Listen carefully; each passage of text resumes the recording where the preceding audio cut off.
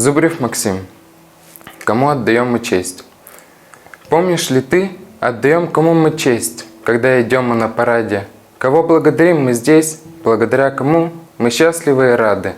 Кто пролил за нас ту кровь, пережил страдания вновь и вновь? Кто погиб, спасая сотни жизней, и отдал свой долг святой отчизне? Тем защитникам страны не нужны были призы, награды, им нужна была победа, ощущать тот запах лета. И не все думают о том, как нашим героям было тяжко, и не все думают о том, как на небе они смотрят на нас часто. Все ли помнишь имена, вспоминаешь их не только в мае? Вопреки, если ценишь эти времена, не забывай, кто дал их жизни ради.